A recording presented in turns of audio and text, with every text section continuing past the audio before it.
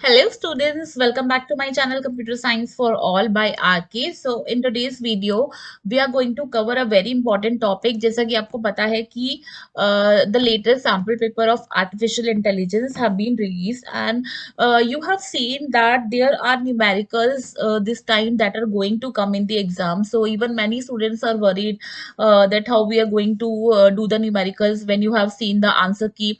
You are very much confused, so that's why this is a video which will help you to do these numericals very easily. Trust me students, this topic is most easy topic, but थोड़ा सा लेंदी है. It will take time for you to do the question, लेकिन बहुत easy है. To just you have to remember few things and few steps that you need to carry out. So अगर आप sample paper देखोगे तो sample paper के अंदर there are two numericals.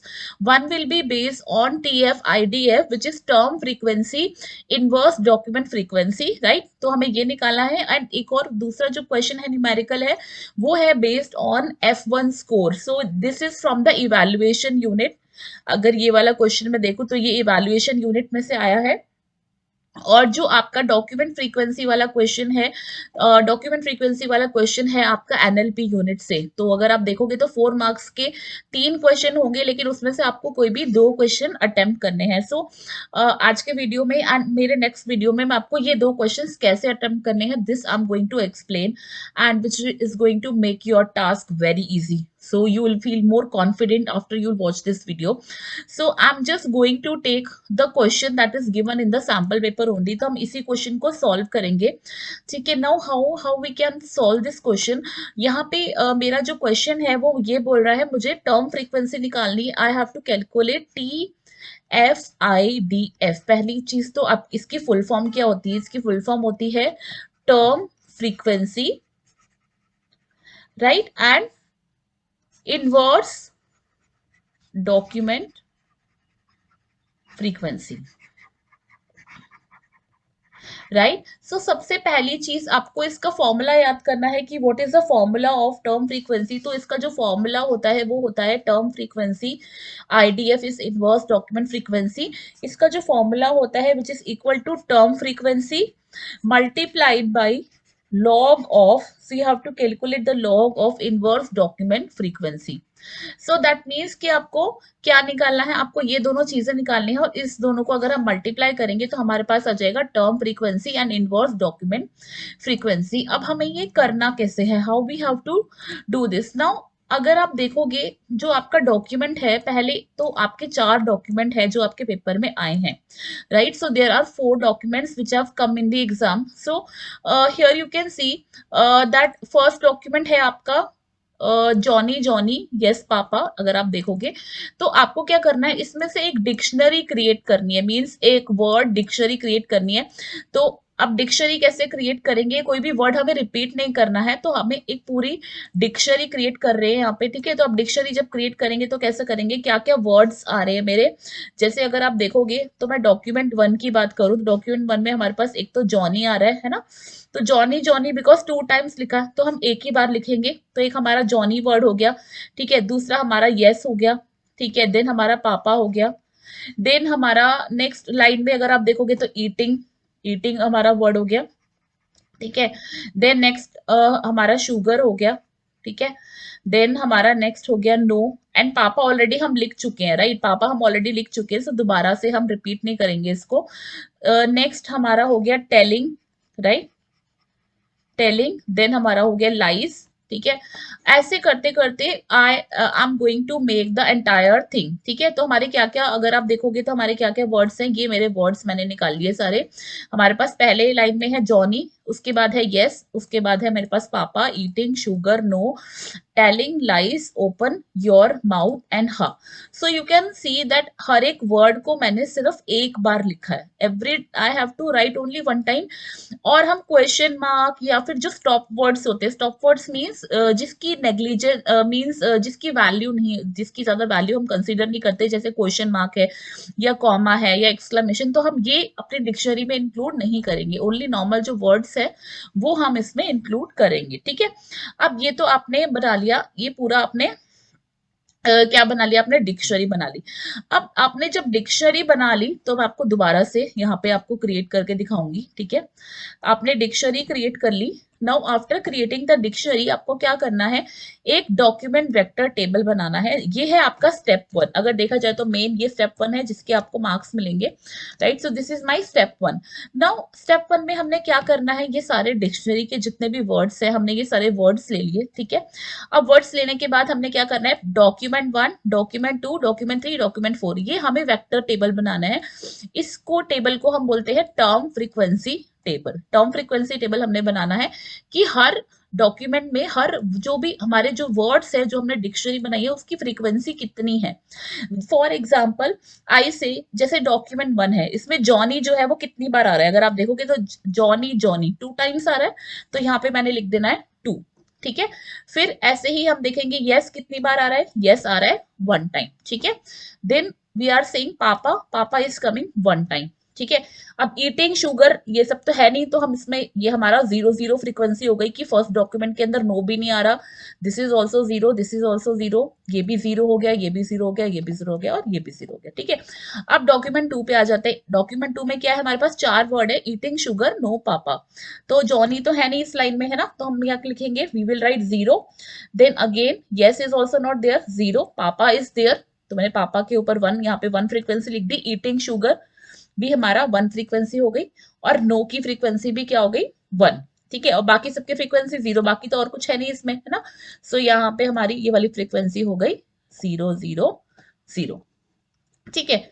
Next हमारा आ गया डॉक्यूमेंट 3। डॉक्यूमेंट 3 में क्या क्या, टेलिंग लाइज नो पापा। तो अभी अगर आपको इजी तरीके से करना है तो आप यही वाले वर्ड देख लो कि टेलिंग, टेलिंग है हमारा, फिर हमारा लाइज आ रहा है, ठीक है, और फिर हमारा नो पापा आ रहा है। सो नो, हमारा नो 1 हो गया, राइट। एंड फिर हमारा एक तो हमारा पापा भी 1 हो गया, ठीक है। तो बाकी सारा जो है वो 0 ही हो जाएगा बाय डिफॉल्ट, है ना।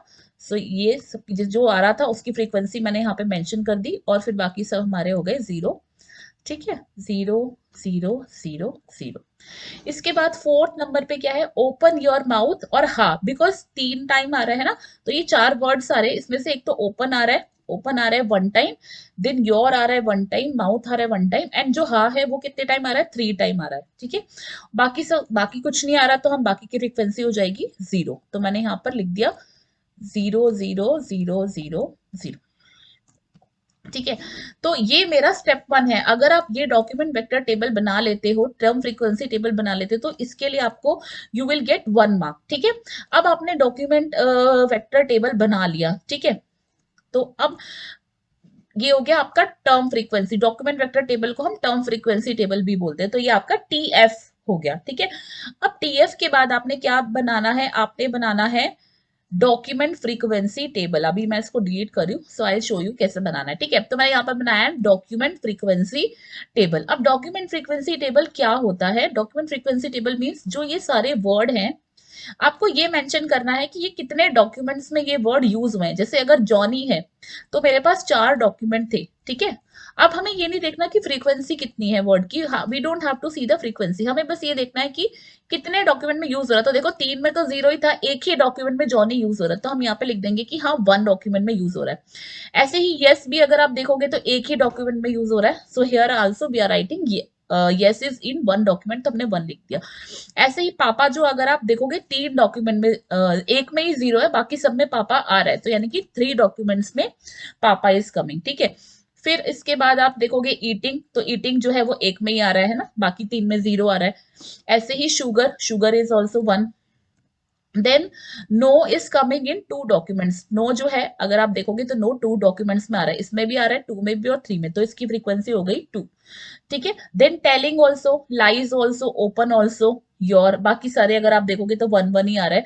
योर ये भी एक में आ रहा है, माउथ भी एक में आ रहा है, और हा जो है देखो उसकी फ्रीक्वेंसी 3 है, लेकिन आ वो एक ही डॉक्यूमेंट में रहा है, एक ही डॉक्यूमेंट में प्रेजेंट है ना, तो इसकी भी 1 हो जाएगी। तो बाकी सारे जितने भी रिमेनिंग है इसकी फ्रीक्वेंसी हो जाएगी यहाँ पे 1, कि एक एक डॉक्यूमेंट में ये सारे नंबर जो है वो यूज हो रहे हैं। सो मैंने यहाँ पे लिख दिया 1 1 1। सो अगर देखा जाए तो इसमें कंफ्यूज नहीं होना हमें कि हम ऐड नहीं कर रहे हैं इन सबको, हम सिर्फ ये चेक कर रहे हैं कि कितने डॉक्यूमेंट में ये वर्ड आ रहा है। तो ये जॉनी की जैसे फ्रीक्वेंसी यहाँ पे 2 थी, लेकिन ये आ एक ही डॉक्यूमेंट में आ रहा है, तो इसलिए हमने यहाँ पे 1 लिखा है। ऐसे यहाँ पे हाथ जो है इसकी फ्रीक्वेंसी 3 है, बट यहाँ पे 1 क्यों लिखा है, क्योंकि एक ही डॉक्यूमेंट के अंदर 3 बार आ रहा है, तो हम इसको 1 ही कंसिडर करेंगे। ठीक है, सो ये हो गया हमारा डॉक्यूमेंट फ्रीक्वेंसी टेबल। अब ये हमारा कितने मार्क्स का हो जाएगा बच्चे, ये हो जाएगा हमारा 1 मार्क का। और स्टेप 1 जो हमारा था डिक्शनरी के बाद हमने टर्म फ्रीक्वेंसी टेबल बनाया, ये हमारा 1 मार्क में हो गया। ठीक है, फिर हमने डॉक्यूमेंट फ्रीक्वेंसी टेबल बनाया, इसके बाद हम बनाएंगे इनवर्स डॉक्यूमेंट फ्रीक्वेंसी टेबल। ठीक है, now inverse document frequency table कैसे बनाएंगे, अभी मैं इस वाले टेबल को डिलीट कर देती हूँ। Okay, now inverse document frequency table कैसे बनाएंगे, इट्स वेरी इजी, कुछ भी नहीं करना हमें, ये हमारे पास टेबल आ गया। ठीक है, अब हमने क्या कर लेना है, सब यहाँ से पूरी वैल्यूज को कॉपी कर लेना है। ठीक है, पेपर में ऑब्वियसली आप कॉपी नहीं कर पाओगे, तो आपको दोबारा से इनवर्स डॉक्यूमेंट फ्रीक्वेंसी के लिए आपको क्या करना है, यही चीजें लेनी है, लेकिन हमें क्या करना है, ये सब चीजें 4 से डिवाइड हो जाएंगी, क्योंकि टोटल 4 डॉक्यूमेंट से, फॉर एग्जाम्पल मैं यहाँ पे लिखा मैंने 4/1 मीन्स 4 में से 1 में आ रहा है। ठीक है, तो अब हमें document inverse document frequency again ये भी हमारा 1 मार्क का रहेगा, 4 मार्क का क्वेश्चन है। ठीक है, it is divided into 4 step. 1 step हमारा हो गया, अपने हमने क्या किया, हमने सबसे पहले टर्म फ्रीक्वेंसी निकाली, तो हमें 1 मार्क वहां पे मिल गए। देन हमने डॉक्यूमेंट फ्रीक्वेंसी निकाली, देन हमें 1 मार्क वहां पे मिल गए। ठीक है, अब हमें इनवर्स डॉक्यूमेंट फ्रीक्वेंसी निकालनी है। So how we are taking, कुछ नहीं करना हमें, सिर्फ क्योंकि टोटल 4 डॉक्यूमेंट है, तो हमने 4 से इसको डिवाइड कर देना सबको। तो हम यहाँ पे आ जाएगा 4/3, फिर यहाँ पे आ जाएगा 4/1। ठीक है, फिर यहाँ पे अगेन आ जाएगा 4/1, फिर यहाँ पे आ जाएगा 4/2। यहाँ पे आपको इसको डिवाइड करने की जरूरत नहीं है, 4/2 को 2 लिखने की जरूरत नहीं, सिंपल आपने जैसे आ रहा है एज इट इज वैसे ही आपको लिखना है। ठीक है, तो फिर उसके बाद अगेन यहाँ पे 4/1, देन अगेन यहाँ पे भी हमारा आ गया 4/1, then here also 4/1, then here again 4/1 and here also 4/1। ठीक है बच्चे, तो ये हमारा हो गया 3 स्टेप्स, मींस यहाँ पे हमारे 3 मार्क्स कवर हो गए। अब हमने जब 3 स्टेप्स बना लिए, तो हमें फाइनली ये निकालना है जो मैंने आपको सबसे पहले बोला था। तो term frequency inverse document frequency क्या होता है, it is equal to term frequency multiplied by log of IDF, that is the inverse document frequency. यानी कि हमें इसका लॉग करना है और उसको मल्टीप्लाई किससे करना है, टर्म फ्रीक्वेंसी के टेबल से। तो मैंने कुछ नहीं करना, जो मेरे टर्म फ्रीक्वेंसी का टेबल था अभी तो मैं यहाँ कॉपी करी हूँ, बट आपको एग्जाम में बनाना पड़ेगा। ठीक है, तो मैंने यहाँ पर सेम ये वाला टेबल लिख दिया। ठीक है, तो अब मेरा टर्म फ्रीक्वेंसी तो ये वाला टेबल था जो मेरा ऑलरेडी है। ठीक है, अब मैंने क्या करना है, मैं इसका साइज थोड़ा सा डिक्रीज कर देती हूँ ताकि हम इसको एक ही लाइन में लिख पाए। I hope it is visible है। ठीक है, तो अब हमें क्या करना है, देखो अगर आपको सामने ही दिख रहा है कि मुझे लॉग ऑफ IDF से मल्टीप्लाई करना है। अब लॉग ऑफ IDF क्या है, जॉनी का लॉग क्या है, जॉनी का इनवर्स डॉक्यूमेंट फ्रीक्वेंसी अगर मैं देखूं तो क्या है 4/1। तो मुझे कुछ नहीं करना, यहाँ पे मल्टीप्लाई कर देना है, इसको मल्टीप्लाई कर देना है लॉग किसके लॉग से, 4/1। जो भी ऊपर लिखा है ना उसी से हम मल्टीप्लाई करेंगे। यहाँ 4/1 लिखा है, अब आपको लॉग की टेंशन नहीं लेनी, क्योंकि आपको इसी स्टेप पे छोड़ देना है ये क्वेश्चन, आपको लॉग सॉल्व नहीं करना, बिकॉज वो आपके सिलेबस में नहीं है। तो यहाँ पे 4/1 अगर है तो आपको क्या करना है, यहाँ पे हर एक टर्म को 4/1 के लॉग से, अभी मैं क्या कर रही हूँ यहाँ पे कॉपी कर रही हूँ जस्ट, तो आपको हर किसी डिजिट को आपको क्या करना है, लॉग ऑफ 4/1 से आप मल्टीप्लाई करोगे। ठीक है, ऐसे ही यस जो है, यस में भी 4/1 ही है ना, तो यस में भी हम इसको 4/1 से मल्टीप्लाई कर देंगे। तो ये हमारा लास्ट स्टेप है, इसके बाद ये आपके 4 मार्क्स कंप्लीट हो गए। ठीक है, ऐसे ही हमने यहाँ पे भी 4/1 से कर दिया। इसके बाद थर्ड वाला तो 4/3 है, फोर्थ वाला हम पहले कॉपी पेस्ट कर लेते हैं। ठीक है, तो ये भी हमारा 4/1 है। ठीक है, जो जो 4/1 है वो मैं पहले कॉपी पेस्ट कर रही हूँ, ताकि हमें बार बार फिर नहीं करना पड़ेगा। ये भी हमारा 4/1 हो गया। ठीक है, फिर इसके बाद नो जो है वो 4/2 है, और बाकी सारे हमारे 4/1 ही है। ठीक है, तो ऐसे करके हमने इसको मल्टीप्लाई कर दिया। ठीक है, और again I am doing here also. आपको लिखने में थोड़ा टाइम लगेगा, बट इट्स नॉट डिफिकल्ट। अब आपको, अगर आपने ध्यान से वीडियो देखा होगा तो आपको समझ आ गया होगा कि बहुत ईजी है और इसमें कोई डिफिकल्टी नहीं है इसको सॉल्व करने में। सो अभी हमने यहाँ पे भी लिख दिया, ठीक है। ये सारे 4x1 थे, इसलिए मैंने इसको एक ही बार कॉपी पेस्ट कर दिया। अब ये बहुत ज्यादा बड़ा हो रहा है यहाँ से मेरा टेबल, तो मैं इसको थोड़ा सा स्ट्रेच कर देती हूँ, थोड़ी जगह स्पेस दे देती हूँ इसको। तो यहाँ पे मेरा अगेन यहाँ पे भी 4x1 ही हो गया, ठीक है।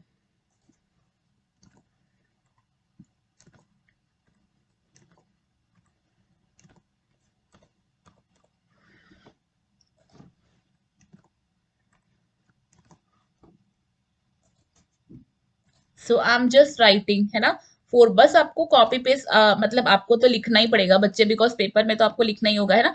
अब यहाँ पापा और नो में 4x2 था, तो मैंने यहाँ पे क्या कर देना है, 4x1 की जगह पे यहाँ पे 4x3 था, है ना। यहाँ पे 4x3 से मल्टीप्लाई करेंगे इस लाइन को, और इस वाली लाइन को हम करेंगे 4x2 से।